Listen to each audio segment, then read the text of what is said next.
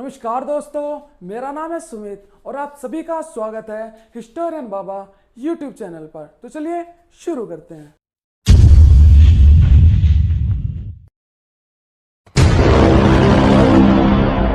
तो दोस्तों, आज हम पढ़ेंगे भारत के प्रमुख राजवंशों के बारे में, उनके संस्थापकों के बारे में और उन्होंने जो अपनी राजधानियां बनाई थी उनके बारे में। तो बिल्कुल ट्रिक से पढ़ेंगे, आपको याद करने की बिल्कुल भी ज़रूरत नहीं है।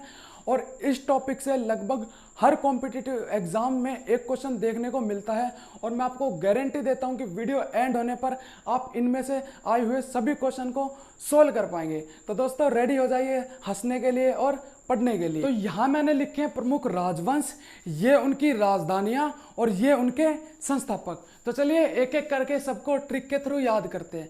देखिए, प्राचीन समय में क्या होता था कि हर एक राज्य की गृहिणी अपने माथे पर बिंदी लगाती थी, आज भी लगाती हैं, पर आप ट्रिक पर फोकस करिए। देखिए, हर एक से हो जाएगा हर एक वंश, ठीक है। राज्य की गृहिणी से हो जाएगा राजगिरी, ठीक है। और बिंदी से हो जाएगा बिंबिसार। देखा कितना आसान था कि राजवंश हो गया अपना हर्यक, राजधानी राजगिरी, संस्थापक बिंबिसार। इसी तरीके से हम सबको देखेंगे बिल्कुल आसानी से, ठीक है। तो बने रहें। अगला आएगा शिशुनाग वंश। ये बिल्कुल आसान है। देखिए, नाग जो होते हैं वो विषैले होते हैं, तो विषैले से हो जाएगा अपना वैशाली। शिशुनाग वंश की राजधानी वैशाली। अच्छा, शिशुनाग वंश के संस्थापक तो बिल्कुल सेम है, शिशुनाग, तो इसको इजीली याद कर सकते हैं। अगला जो ये 5 है, इनकी सबकी जो राजधानी है वो पाटलिपुत्र है, तो बिल्कुल कोरिलेट करके पढ़ेंगे। सबसे पहले करेंगे बात नंद वंश के बारे में। तो जो नंद बाबा थे, उन्होंने भगवान श्री कृष्ण को अपने पुत्र की तरह पाला था। कैसे पाला था? अपने पुत्र की तरह पाला था। और उनके संस्थापक थे महापद्मानंद। नंद वंश के संस्थापक थे महापद्मानंद। तो लास्ट में नंद है, आप इजीली टिक कर सकते हैं। दोबारा देखिए, नंद वंश, बाबा नंद ने अपने पुत्र की तरह पाला था। किसे? भगवान श्री कृष्ण को। संस्थापक महापद्मानंद, ठीक है। तो हिंदू मान्यताओं की बात करें तो जो भगवान श्री कृष्ण है वो इस दुनिया के हर कण में वास करते हैं। हर कण में कौन वास करता है? भगवान श्री कृष्ण। तो वहीं से हो जाएगी अपनी ट्रिक, कर्ण से हो जाएगा कर्ण वंश, ठीक है। और वो पुत्र किसके थे? वास्तव में वो पुत्र थे वासुदेव के। किनके पुत्र थे? वासुदेव के। तो दोबारा देखिए, कर्ण वंश, ठीक है, राजधानी पाटलिपुत्र, संस्थापक वासुदेव, ठीक है। इसी तरीके से हम आगे देखेंगे मौर्य वंश। तो ये तो बच्चे बच्चे को पता होगा, मौर्य वंश के संस्थापक चंद्रगुप्त मौर्य और राजधानी पाटलिपुत्र। अच्छा, अगला आएगा शुंग वंश। तो शुंग वंश का जो संस्थापक है पुष्यमित्र शुंग। लास्ट में शुंग आएगा, तो आप इसको भी इजीली टिक कर सकते हैं, सोल्व कर सकते हैं क्वेश्चन को, ठीक है। राजधानी पाटलिपुत्र। अगला आएगा गुप्त वंश। गुप्त वंश का भी बहुत आसान है याद करना, श्रीगुप्त, राजधानी पाटलिपुत्र, ठीक है। अब अगला आएगा सातवाहन वंश। सातवाहन वंश, ठीक है, राजधानी थी इसकी प्रतिष्ठान। राजधानी क्या थी? प्रतिष्ठान। संस्थापक थे सीमुख। तो हमें यहां से याद करना है। देखिए, मूक से, मूक को इंग्लिश में डम कहा जाता है, बुद्धू लोग, ठीक है, जैसा मैं हूं बुद्धू, ठीक है। तो अगर एक बुद्धू भी चाहे कि मुझे धन कमाना है, वो भी प्रतिष्ठा कर ले कि मुझे तो धन कमाना है और मुझे तो वाहन खरीदने, तो वो एक नहीं सात वाहन खरीद सकता है। कितने? 7 वाहन। तो यहां से हो जाएगा सातवाहन वंश, ठीक है। क्या करेगा? प्रतिष्ठा। प्रतिष्ठा से हो जाएगा प्रतिष्ठान, राजधानी हो जाएगी प्रतिष्ठान। और मूक से हो जाएगा सिमुख, ठीक है। आसान था ना। इसी तरीके से लास्ट को देखते हैं, कुषाण वंश। देखिए, कुषाण को हम पढ़ेंगे किसान से, और किसान सुनते ही दिमाग में क्या चित्र बनता है कि एक पुरुष अपने खेतों में अपनी फसलों को जल दे रहा है। अगर ऐसा चित्र नहीं बनता हो तो इस पिक्चर को देखिए, अब से बनने लगेगा, ठीक है। तो अब देखते हैं, जो किसान है वहां से हो जाएगा अपना कुषाण वंश, ठीक है। पुरुष से हो जाएगा पुरुषपुर, राजधानी पुरुषपुर। और पानी से हो जाएगा, जल से हो जाएगा कुजुल कडफिसस। ये थोड़ा मुश्किल वर्ड है, ठीक है। तो दोबारा देखिए, जो जल, जल में क्या रहती है? मछलियां। मछलियों को इंग्लिश में क्या कहा जाता है? फिश। तो यहां से बिल्कुल आसानी से याद कर सकते हैं, कुजुल कडफिसस। कहाँ मुश्किल था, ठीक है। तो चलिए अब आगे देखते हैं। अच्छा, अगली बात हम करते हैं वाकाटक वंश के बारे में। देखिए, इसकी राजधानी के विषय में कोई जानकारी नहीं है और इसके संस्थापक थे विंध्याशक्ति। कौन थे? विंध्याशक्ति। अब देखिए, याद कैसे करना है। यहाँ पर एक शब्द देखिए वाक, वाक का मतलब होता है बातचीत करना यानी कि शब्द, ठीक है। और इतिहास में दशरथ जी क्या थे, शब्द भेदी बाण चलाते थे। क्या चलाते थे, शब्द भेदी बाण। और इस बाण को चलाने के लिए बहुत अच्छी विद्या शक्ति होनी चाहिए आपके पास, ऐसे ही कोई शब्द भेदी बाण चला देंगे तो विद्या शक्ति से हो जाएगा विंध्या शक्ति। अच्छा आप बताइए दशरथ के अलावा इतिहास में कौन शासक शब्द भेदी बाण चलाता था, वो थे पृथ्वीराज चौहान तृतीय, ठीक है, वो भी जो थे शब्द भेदी बाण चलाते थे। अगला हम बात करेंगे हुण वंश के बारे में। इसकी राजधानी थी सियालकोट, इसके संस्थापक थे तोरमान, ठीक है। आप अपने पिक्चर में देखिए एक व्यक्ति खड़ा है जिसने कोट पहना हुआ है और उसके पास क्या है, तीर कमान है जो वो एक बच्चे पर मारने वाला है, ठीक है, और वो बच्चा घबराया हुआ है। तो यहाँ पर कोट से हो जाएगा सियालकोट, तीर कमान से हो जाएगा तोरमान, और बस हमें अब हुनों को और कोरिलेट करना है। तो कुछ दिन पहले एक मीम बहुत वायरल हो रहा था, एक बार आप उस मीम को सुनिए ना। हुण नहीं, हुण सानू घबरान दे, हुण तो हुण सानू घबरान दे। तो हुण सुनते ही घबराना, घबराने से आएगा वो बच्चा याद, ठीक है। और वो बच्चा क्यों घबरा रहा था, क्योंकि उस पर तीर कमान मारने वाला था कौन, जो कोट पहने हुए व्यक्ति खड़ा था वो, ठीक है। तो थोड़ी फनी जरूर है बट आप याद कर सकते हैं। इसके बाद हम बात करेंगे वर्धन वंश के बारे में। इसकी राजधानी थी थानेश्वर, इसके संस्थापक थे पुष्यभूति, ठीक है। तो याद कैसे करना है, यहाँ पर धन को देखिए, जब किसी व्यक्ति के पास धन आता है तो उसकी बुद्धि क्रूर हो जाती है, ठीक है। और जैसे उसकी बुद्धि क्रूर हुई तो वहां से ईश्वर चले जाते, ईश्वर उस पर कोई ध्यान नहीं देते, ठीक है। तो उसकी राजधानी हो जाएगी थानेश्वर। और जब ईश्वर ध्यान नहीं देंगे तो कौन ध्यान देगा, उस पर भूत ध्यान देंगे, ठीक है। तो उससे हो जाएगा अपना पुष्यभूति, ठीक है। आप इजीली याद कर सकते हैं। इसके बाद हम पांड्य वंश के बारे में बात करेंगे, ठीक है। तो ये ट्रिक थोड़ी अजीब लग सकती है आपको बट रटने से अच्छा है, ठीक है। पांड्य को हम पढ़ेंगे पांडव, ठीक है। जो पांडव थे जो वनवास काट रहे थे तो उन्हें अपनी ज़रूरत के सामान के लिए काफ़ी दूर दूर जाना पड़ता था, ठीक है। तो दूर जाने से हो जाएगा मदुरई, ठीक है। आप आसानी से याद कर सकते हैं, दूर जाने से मदुरई। और जो उसको ज़रूरत का सामान था उसके लिए जाते थे, और ज़रूरत को इंग्लिश में नीड कहते हैं। तो यहाँ से हो जाएगा नीडियोन। क्या हो जाएगा, नीडियोन। संस्थापक कौन थे, नीडियोन, ठीक है। अब अगली बात करेंगे हम चोल वंश के बारे में। देखिए आप किसी भी फील्ड में हो, आप कुछ भी कर रहे हो और आपको उसी फील्ड में सक्सेस चाहिए तो आपको कंटिन्यू चलते रहना पड़ेगा उस फील्ड में, और आपको बहुत ज़्यादा मेहनत करनी पड़ेगी, पूरा जोर लगाकर मेहनत करनी पड़ेगी, तभी आप उस फील्ड में सक्सेस पा पाएंगे, उस फील्ड में विजय प्राप्त कर पाएंगे, ठीक है। इसी से अपनी ट्रिक बेस है, आपको चलना पड़ेगा, चलने से हो जाएगा चोल, राजधानी हो जाएगी, जोर लगाकर मेहनत करेंगे आप तो तंजौर, और सक्सेस विजय प्राप्त होगी आपको जब आप मेहनत करेंगे, ठीक है। तो संस्थापक हो जाएंगे अपने विजयालय, ठीक है। अब इन सब को छोड़िए, मैं आपको एक बात बताता हूँ। आजकल क्या हो रहा है कि अपना जो यूथ है वो प्यार मोहब्बत की तरफ थोड़ा ज़्यादा आकर्षित हो रहा है, ठीक है। वो ये सोच रहा है कि जो आज हम मूवमेंट्स बना रहे हैं वो हमें इन फ्यूचर काफ़ी खुशी देंगे, ठीक है। और अपने दोस्तों को और बताएंगे कि भाई हमने ऐसी मूवमेंट बनाई, ठीक है। पर ऐसा कुछ नहीं है।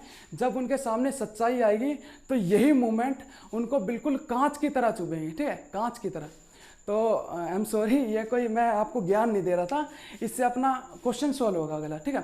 तो जो मूवमेंट को बोलते हैं पल, जो पल बना रहे थे वो उनको अब कांच की तरह चुभेंगे। कांच से हो जाएगा कांचीपुरम, ठीक है, राजधानी कांचीपुरम। और जो वो शेर की तरह बता रहे थे दोस्तों को तो वहां से हो जाएगा सिंहवर्मन चतुर्थ, ठीक है। तो आप इजीली याद कर सकते हैं इसको। इसके बाद हम बात करेंगे राष्ट्रकूट के बारे में। देखिए राष्ट्रकूट वंश, अब हम थोड़ा हड़प्पा सभ्यता की बात करते हैं। हड़प्पा सभ्यता में जो शासक वर्ग के लोग होते थे उन्हें ये मान्यता प्राप्त थी कि वो दुर्ग पर अपने भवन बना सकते थे। देखिए दुर्ग बोला जाता है एक जमीन से थोड़ी उठी हुई भूमि होती है जिस पर वो अगर मकान बनाएंगे, अपने भवन बनाएंगे तो वो थोड़ा बाढ़ वगैरह से बच सकते हैं, ठीक है। तो मान्यता प्राप्त से हो जाएगा मान्यखेट। राजधानी क्या थी, मान्यखेट। और दुर्ग से हो जाएगा संस्थापक दंती दुर्ग, ठीक है। तो चलिए आगे बढ़ते हैं। देखिए अब हम बात करेंगे चालुक्य वंश के बारे में। तो तीन तरीके के चालुक्य वंश थे। एक तो कल्याणी के चालुक्य, इन्हें पश्चिमी चालुक्य भी कहा जाता था, ठीक है। दूसरे बादामी के चालुक्य, ये वास्तविक चालुक्य थे, ठीक है। और तीसरे आएंगे बेंगी के चालुक्य, इन्हें पूर्वी चालुक्य भी कहा जाता था, ठीक है। अब हम बात करेंगे इनकी राजधानी। ये बिल्कुल आसान है, देखिए कल्याणी से हो जाएगा कल्याण, बिल्कुल आसानी से राजधानी याद हुई। और जो ये बादामी था इसे वातापी भी कहा जाता था, ठीक है, वातापी चालुक्य, तो वातापी से हो जाएगा बिल्कुल आसानी से इसकी राजधानी वातापी। बेंगी से हो जाएगी राजधानी बेंगी, ठीक है। अब याद करना है हमें इनके संस्थापक के बारे में, ठीक है। तो अब याद करते ट्रिक से। तो मान लीजिए आपको अपना कल्याण करवाना है, मेरा मतलब है कि अगर आपको मोक्ष की प्राप्ति चाहिए तो आपको अपनी इंद्रियों पर कंट्रोल करना होगा। जो आपको तलब लगती है जैसे चाय की तलब या अन्य कोई भी तलब, उन पर बहुत कंट्रोल होगा, तभी आपका कल्याण हो सकेगा, ठीक है। तो बिल्कुल आसानी से याद कर सकते हैं, राजधानी कल्याण और तलब से हो जाएगा तैलब द्वितीय, ठीक है। आप अपने इंद्रियों पर कंट्रोल करेंगे तभी तो आप अपनी तलब जो लगती है आपको उस पर कंट्रोल कर पाएंगे। इसके बाद हम बात करेंगे जयसिंह की, ठीक है। तो बादामी के चालुक्य, देखिए बादाम खाने से आपकी बुद्धि का तो विकास होता ही है, साथ के साथ आप में ताकत आती है। कैसी ताकत? शेर की तरह, सिंह की तरह ताकत आती है। तो यहां से याद हो जाएगा जयसिंह प्रथम, ठीक है। अब अगला आएगा बेंगी के चालुक्य। तो हिंदू मान्यताओं के अनुसार जो असुर थे वो भगवान विष्णु को बहुत छलिया समझते थे, बहुत चालाक समझते थे। वो हर बार आते थे बिल्कुल हौसले के साथ आते थे और उन्हें फिर भी भगवान विष्णु किसी न किसी तरीके से हरा देते थे, परास्त कर देते थे, ठीक है। तो यहीं से अपनी ट्रिक बनेगी, विष्णु से हो जाएगा विष्णुवर्धन, ठीक है। अब जो असुर आते थे वो हौसला लेकर आते थे, हौसले से हो जाएगा होयसल वंश, ठीक है, होयसल वंश। और जो भगवान विष्णु थे वो समुद्र में रहते थे, तो याद हुआ। और कौन रहते थे समुद्र में? तो भगवान विष्णु, विष्णु से विष्णु वर्धन, ठीक है। अब हम बात करेंगे यादव वंश के बारे में।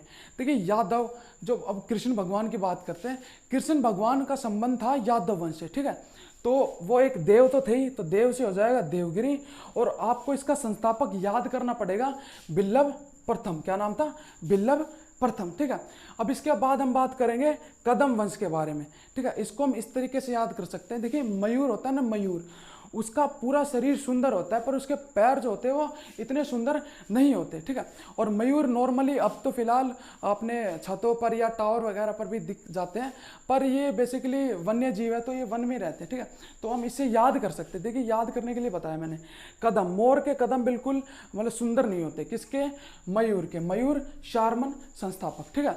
और ये रहते कहाँ पर है? वनवासी हैं, तो राजधानी वनवासी, ठीक है। अब अगली हम बात करेंगे पाल वंश के बारे में। तो पाल वंश का संस्थापक बिल्कुल आसान है, गोपाल। इसकी राजधानी थी मुंगेर, ये आप इजीली याद रख सकते हैं। तो चलिए आगे बढ़ते हैं। अच्छा, अब हम बात करेंगे सेन वंश के बारे में। तो सेन वंश की जो राजधानी थी वो लखनौती थी, और बिल्कुल आसान है याद रखना, लखनौती। और इनके संस्थापक थे सामंत सेन, ठीक है। सेन वर्ड आ रहा है, इजीली आप टिक कर सकते हैं।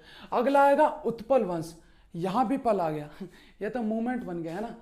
तो उत्पल वंश के संस्थापक थे अवंती वर्मन। कौन थे? अवंती वर्मन, ठीक है। अब आएगा लोहार वंश, अगला लोहार वंश। देखिए इन दोनों की जो राजधानियां थी उनके विषय में कोई जानकारी प्राप्त नहीं है, ठीक है। अब लोहार वंश को कैसे याद करें? आपने लोहारों को देखा होगा, यानी कि लोहार जो लोहे का काम करते हैं उन्हें देखा होगा कि वो गांवों के अंदर तंबू बना के रहते हैं, ठीक है, वहीं पर अपना काम करते हैं। देखिए ये सिर्फ मैं याद रखने के लिए बोल रहा हूँ, ठीक है। तो गांव के अंदर रहते हैं तो उससे हो जाएगा ग्राम, संग्राम राज, ठीक है, संग्राम राज। अगला आएगा वर्मन वंश, ठीक है। तो वर्मन से हो जाएगा बिल्कुल आजादी पुष्य वर्मन, इजीली याद हो जाएगा पुष्य वर्मन, ठीक है। और इनकी राजधानी थी प्रयाग ज्योतिषपुर। तो इसकी ट्रिक मैं इसके वीडियो के नेक्स्ट पार्ट में बताऊंगा, तो आप नेक्स्ट पार्ट देखना मत भूलना, ठीक है। अगला आएगा गुर्जर प्रतिहार वंश, ठीक है। इसको मैं एक कहानी के माध्यम से बताता हूँ कि एक देखिए लड़का था, वो भटक रहा था कहाँ पर? वन में। तो उसे एक नाग ने काट लिया, ठीक है। और नाग के काटने से वो गुजर गया। कौन? वो लड़का, ठीक है। अब वो गुजर गया तो उसकी जो बॉडी बची उसे अब कौन खाएगा? उसे कोई तो खाएंगे, कैसे? नोच नोच कर, या कोई अन्य पक्षी खाएगा, ठीक है। तो यही अपनी ट्रिक है, गुजर गया वो लड़का, इससे हो जाएगा गुर्जर प्रतिहार, ठीक है। भटक रहा था कहाँ पर? वन में, नाग ने काटा तो नाग बट प्रथम, ठीक है। अब उसे कौन खाएगा? कोए खाएंगे नोच नोच कर, तो हो जाएगा अपना कन्नौज, ठीक है। तो आई होप आपको समझ में आया। इस वीडियो में हमने 25 से 30 राजवंशों को देखा और बिल्कुल इजीली हमने ट्रिक के माध्यम से इनकी राजधानी और संस्थापक को याद किया। ठीक है, इसका नेक्स्ट पार्ट जल्दी आएगा, उसमें मैं बाकी के बचे हुए राजवंशों को कवर करूंगा। ठीक है, उसके बाद हम देखेंगे इन राजधानियों की लोकेशन, जैसे यहाँ पर वैशाली थी, यहाँ पर पाटलिपुत्र था, इस तरीके से इन सभी राजधानियों की लोकेशन को हम देखेंगे मैप के थ्रू। और अगर आप कहेंगे तो मैं एक सेपरेट वीडियो बना दूंगा जिनमें इन सभी राजवंशों के विस्तार के बारे में मैं आपको बता दूंगा। ठीक है, कि कहां कहां तक उनका विस्तार था, उनके साम्राज्य का। ठीक है, तो मिलते हैं आपको नेक्स्ट वीडियो में, तब तक के लिए बाय, बने रहिए हमारे साथ। Thank you so much.